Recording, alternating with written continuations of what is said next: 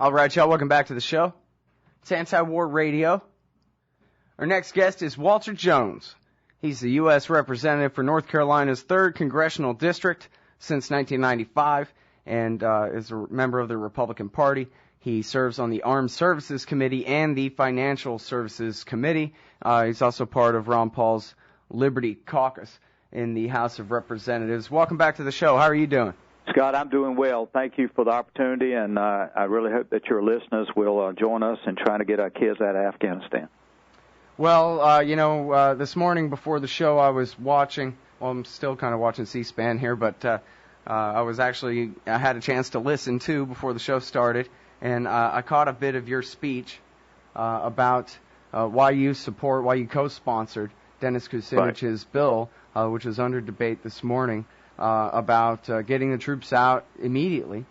In fact, I'm rewinding my DVR and queuing up a little bit of your talk right here. In fact, so I guess you had a few major points in that speech that you cited as to why it was that you're so determined to see Dennis Kucinich's legislation through and to really make a difference in ending this war.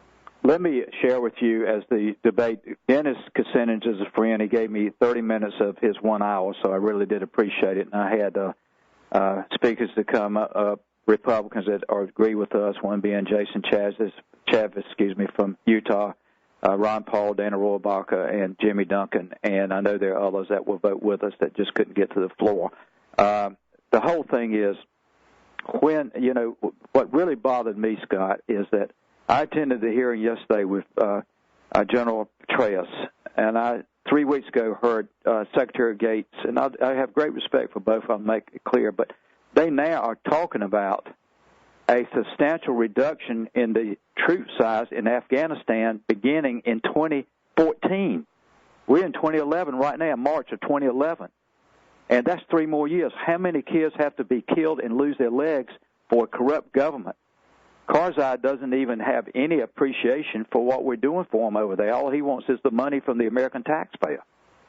Well, and, we were talking with Robert Naiman earlier, and he had a quote from the head of the DIA, who apparently testified last week. I'm not sure if it was in front of your committee, but he was saying that, the violence is up, but, the idea that means we're making progress just is not the case. The number of resistance fighters has not diminished. The more we kill, apparently, the more there are, Congressman. Yeah. Well, Scott, that's true. And, several members who have served in the military, and some in Iraq and Afghanistan, and God bless them, came to the floor and said, well, we've been there, and most of you have not served, that type thing. So as I concluded, I made mention, I think I've said this on your show before, I can't say his name because I don't have permission, but a Marine general that is well respected, he's now retired, let me make that clear to your listeners. He has been advising me for the last 14 months. And I actually read a couple of his emails to me, and I made the statement as we were beginning to close the debate that I have not served, but I want to say thank you to the members in Congress who have served this nation and to those overseas who are serving. But for those of us that did not serve, like I have done, I reached out to a general who is now retired for advice. And his advice is, you can't win. It's a corrupt government, and what have you won if they say you did win? Are we going to build the streets in Afghanistan, build their schools when we're closing our schools and can't fix our roads? Where does it make any sense? And then you factor in the most important thing, we're sending our young kids to die and lose their legs. Mm-hmm.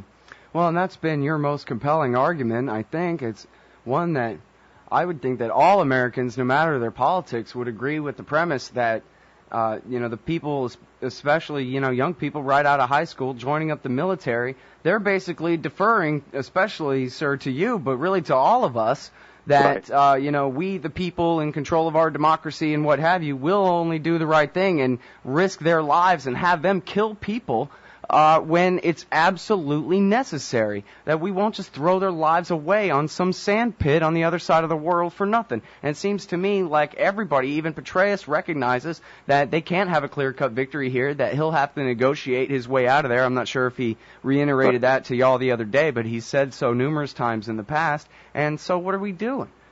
You're right. It's a betrayal.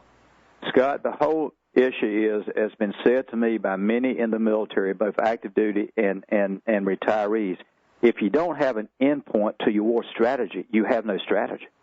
So all we're doing is digging a hole deeper and deeper in Afghanistan, and that means more blood and more treasure.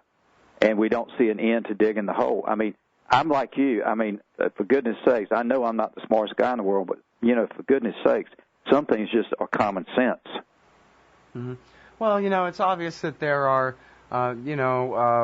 ideologues who support empire for its own purposes, and there are, certain interests, like, say, Lockheed or whatever, who, lean at least as best they can toward particular policies, and have whatever degrees of influence. But, I wonder whether your fellow members of Congress actually really just believe all this hype, these basically, paper-thin slogans about supporting the troops, when really what they're talking about is risking their lives for nothing.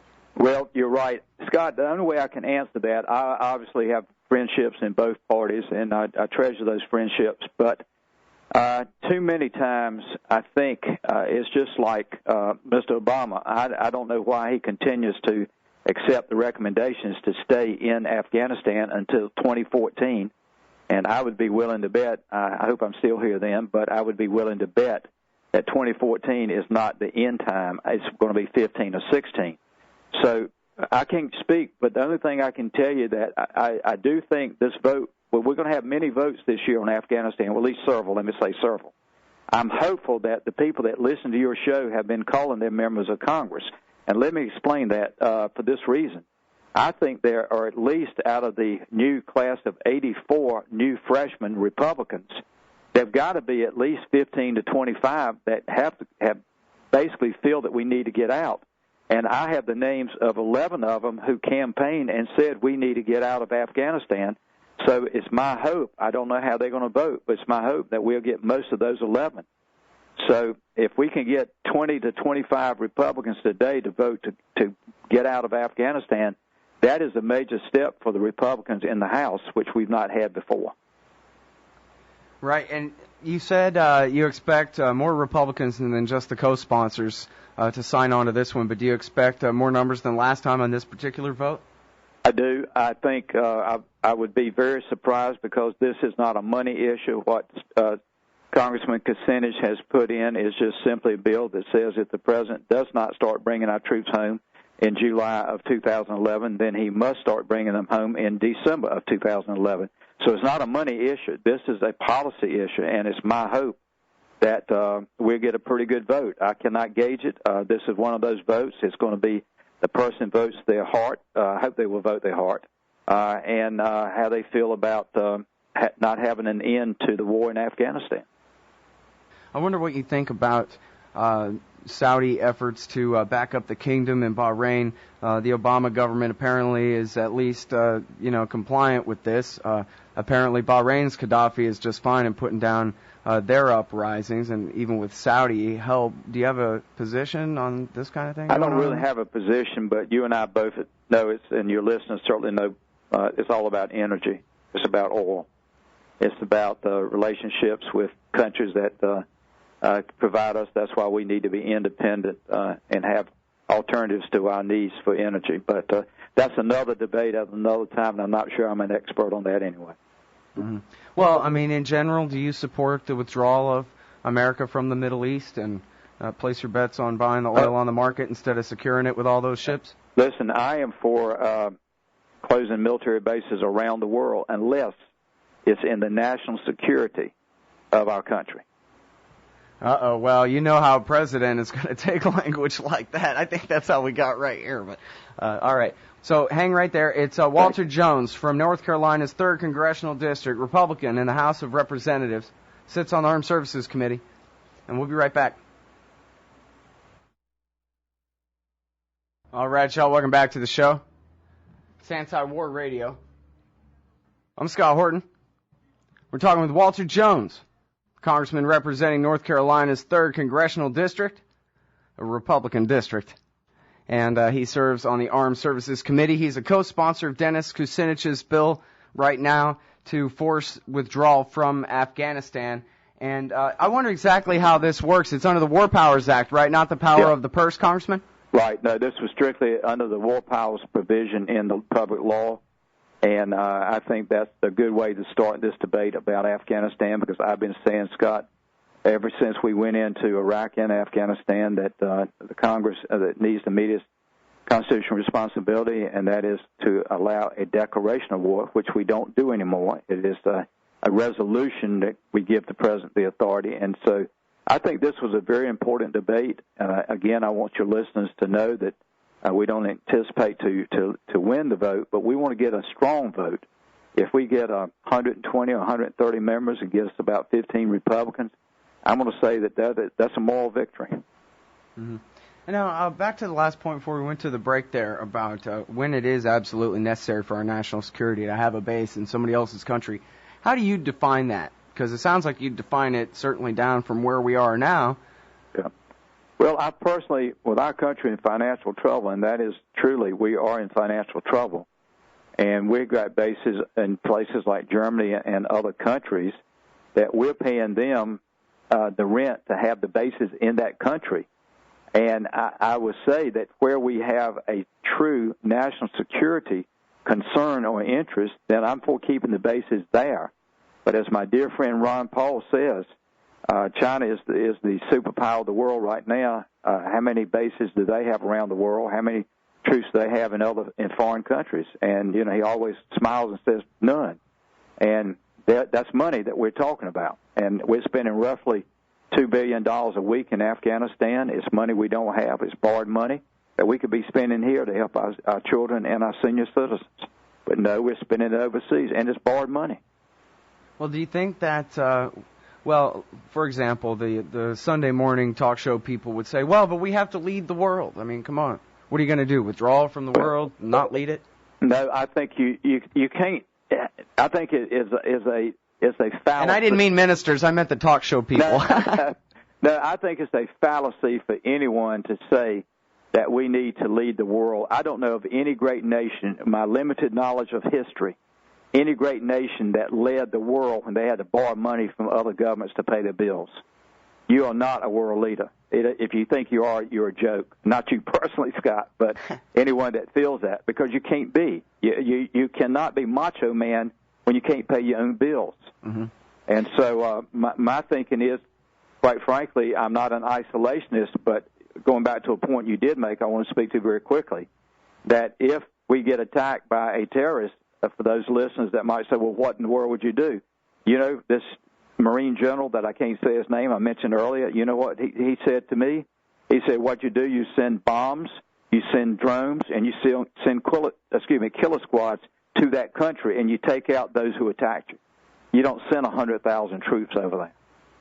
Mm-hmm. We got to get smart. Yes, we've got a war on terrorism, and we need to fight the war on terrorism, but we need to be smart as to how we fight it and not start a war and be there 10 years later. And I'm concerned about that. As I mentioned in the beginning of this show, Secretary Gates and General Petraeus have said clearly that we will have a full regiment of troops in Afghanistan until at least 2014. That's why your listeners need to get engaged and help us bring them home. Mm-hmm. Well, and you know, these points are very interrelated, too. Even the National Intelligence Estimate, I guess back in 2006, said the occupations are causing terrorism against us. And so it seems like, you know, with the financial reasons going on, the revolutions across the Arab world right now in North Africa and the Middle East, with the ongoing disaster in Afghanistan, seems like we could just, grant independence and just let these countries go. I couldn't agree more. I don't think, you know, what limited knowledge of history I have, it seems like great nations, when they start trying to expand their influence and their holdings outside of their own country, history proves you make a mistake. Because what you're going to do is the largesse of that country is going to be at some point in time it's going to be zero. Mm-hmm.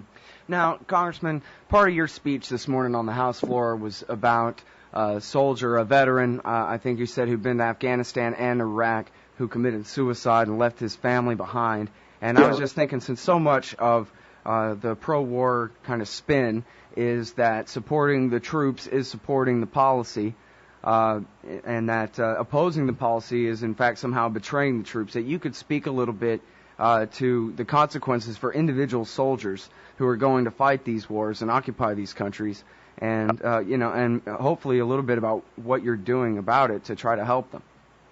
Well, Scott, I actually held up 3 posters very quickly. The one is the face of a little kid named Tyler Jordan at 6 years of age. His daddy was killed in Iraq. He's holding a folded flag under his under his arm, and he's holding the hand of a soldier who's got his hand and his daddy. This young man represents all the children whose moms and dads have died and will die in the future. The second poster was a flag-draped coffin being carried by the Air Force Honor Guard at Dover. That represents, all the families who have lost but will lose in the future, as long as we're in Afghanistan, loved ones. The third is what you were talking about. It's a beautiful picture of a handsome young Marine. Of course, he's in civilian dress, named Tom Bagosi, and his beautiful wife, Katie, and their little boy. And Tom committed suicide a year ago, and I mentioned this on the floor. He was so worn out from deploying that he had PTSD, and he pulled his car on the side of the road right on base at the main drag at Camp Lejeune is called McHugh Boulevard. He pulls his car over, he steps out, and puts a gun to his head and kills himself. And you look at that beautiful family, how many more Tom Bagosis are going to commit suicide before we get out of Afghanistan? They're the questions I asked today on the floor, and many other members did too, but that was what I said in showing those 3 posters. Mm. Well, and that's something that I think is a lot of out of sight, out of mind for most Americans. Right. Absolutely. Because you either live in a base town or you don't, basically. And if you don't, then, I think a lot of people forget there's even a war going on these days. That's why I was so willing to do your show, and I want to thank you and your station for doing this, because the American people need to get engaged. I don't mind telling you, I know our time's getting short, but I don't mind telling you, everyone that comes to my office, before they finish, they might be talking about recreation programs, they might talk about health programs, they might talk about dental programs, but I will say to them, I've listened to you, I'm going to try to help you. Will you do me one favor? And it's not personal. Will you do our military a favor?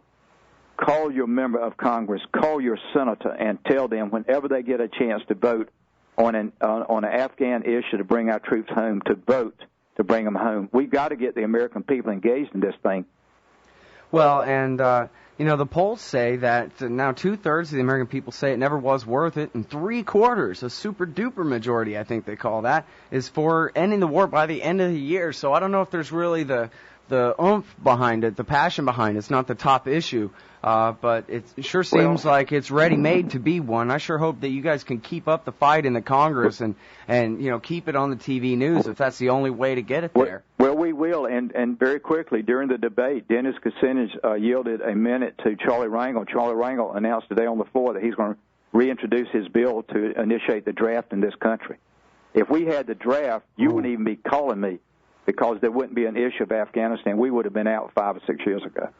Well, maybe, but then again, that would be an endless supply of troops for the Pentagon to be able to use. Yeah, but the difference is the American people would get engaged. And you were right when you said they're not engaged right now. Yeah.